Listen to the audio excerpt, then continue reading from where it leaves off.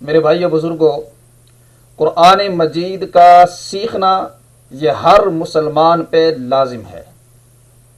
اگر آپ بھی قرآن مجید کو سیکھنا چاہتے ہیں، سمجھنا چاہتے ہیں، قرآن مجید کے ایک ایک لفظ کا مطلب اور ترجمہ جاننا چاہتے ہیں، تو اس کے لیے دیکھتے رہیے یہ ویڈیو۔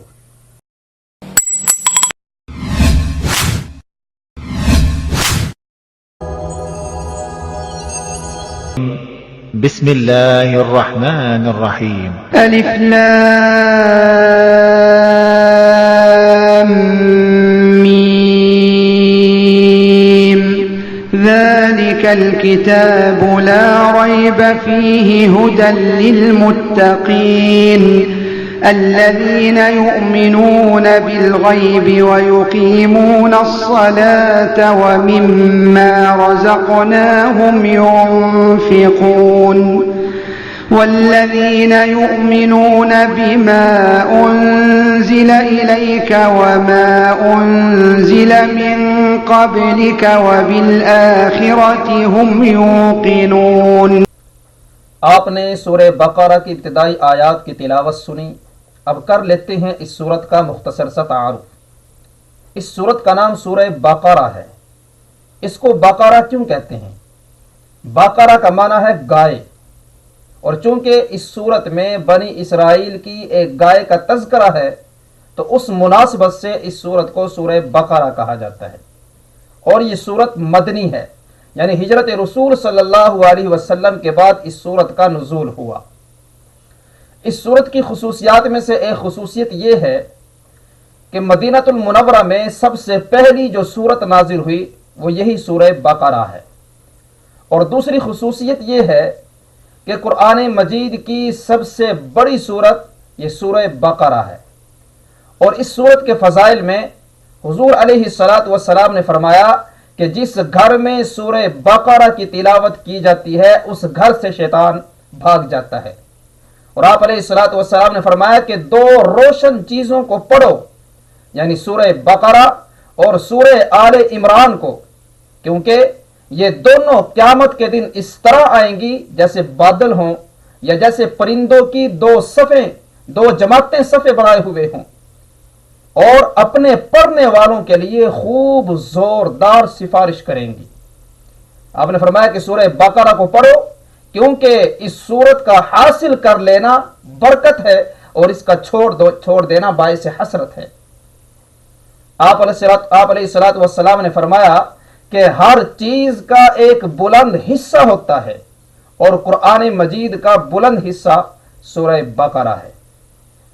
تو اب آپ ایک ایک لفظ کو خوب دھیان اور توجہ سے سنیں اور اس کا ترجمہ سنیں، ہمارے ساتھ جو ہے اس ترجمے کو کہتے جائیں اور بعد میں اس کی مشق کریں۔ سورہ بقرہ آیت نمبر 1۔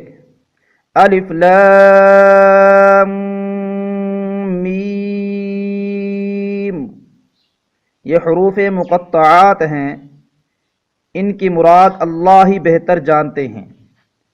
ذالک، اس کا معنی ہے یہ۔ الکتاب، اس کا معنی ہے کتاب۔ لا ریب، اس کا معنی ہے نہیں شک۔ فیہ، اس کا معنی ہے اس میں۔ ہدن، اس کا معنی ہے ہدایت۔ للمتقین، اس کا معنی ہے پرہیزگاروں کے لیے۔ پوری آیت کا ترجمہ کچھ یوں ہے، یہ کتاب ہے، اس میں کوئی شک نہیں، یہ ہدایت ہے پرہیزگاروں کے لیے۔ نمبر 3۔ الذین، اس کا معنی ہے جو لوگ۔ یؤمنون، اس کا معنی ہے ایمان لاتے ہیں۔ بالغیب، اس کا معنی ہے غیب پر۔ ویقیمون، اس کا معنی ہے اور قائم کرتے ہیں۔ الصلاۃ، اس کا معنی ہے نماز۔ ومما، یہ دو حرفوں سے مل کر بنا ہے، من اور ما سے۔ من کا معنی ہے سے اور ما کا معنی ہے جو۔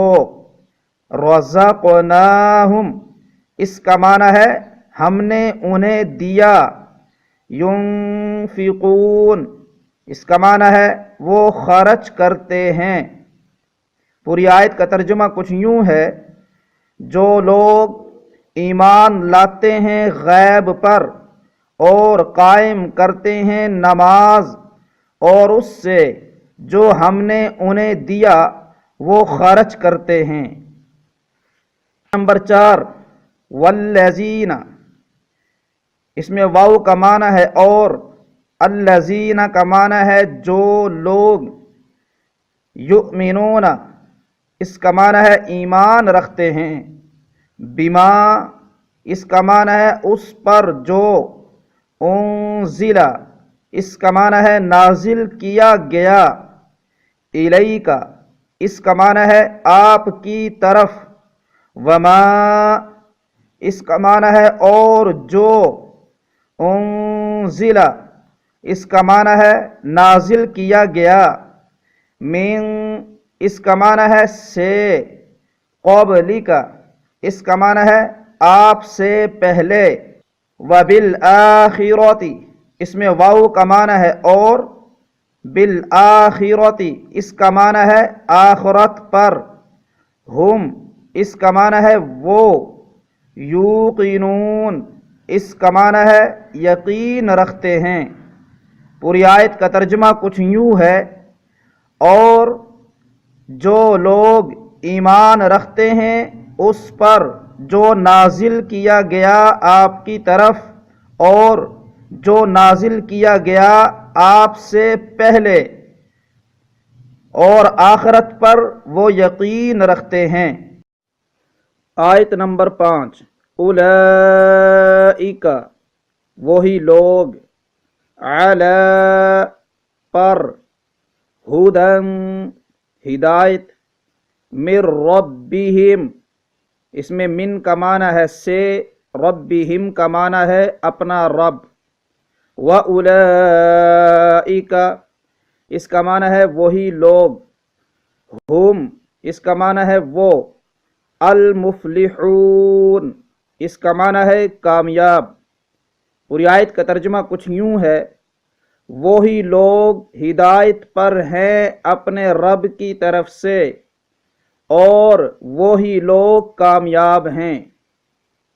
آیت نمبر 6 ان بے شک، الذین جن لوگوں نے، کفروا کفر کیا، سواء برابر، علیہم ان پر، اانذرتہم اس میں جو حمزہ ہے اس کا معنی ہے خا، انذرتہم کا معنی ہے آپ انہیں ڈرائیں، ام یا لم تنذرہم نہ ڈرائیں، لا یؤمنون وہ ایمان نہیں لائیں گے۔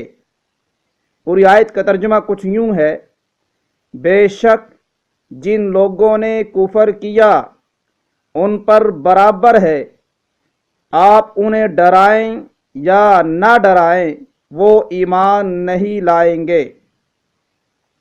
آیت نمبر 7 ختم اللہ اس میں ختمہ کا معنی ہے مہر لگا دی، اللہ نے، علی پر، قلوبہم اس کا معنی ہے ان کے دل، وعلی اور پر، سمعہم اس کا معنی ہے ان کے کان، وعلی اس کا معنی ہے اور پر، ابصارہم اس کا معنی ہے ان کی آنکھیں، غشاوۃ اس کا معنی ہے پردہ، وَلَهُمْ اس کا معنی ہے اور ان کے لیے، عذاب اس کا معنی ہے عذاب، عظیم اس کا معنی ہے بڑا۔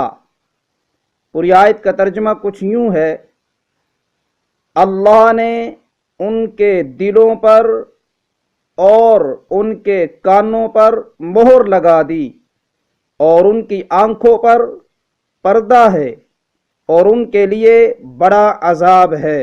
اب آپ 3 یا 4 بار اس سبق کی مشق کریں۔ 3 یا 4 بار مشق کرنے سے انشاءاللہ آپ ترجمہ کرنا سیکھ جائیں گے۔ ہمیں دعاؤں میں یاد رکھیں۔ اگر آپ کو ہمارا یہ سلسلہ پسند آیا ہے اسے لائک کریں، دوستوں کے ساتھ شیئر کریں اور یوٹیوب پر ہمارا چینل سبسکرائب کرنا نہ بھولیں۔ MBB 313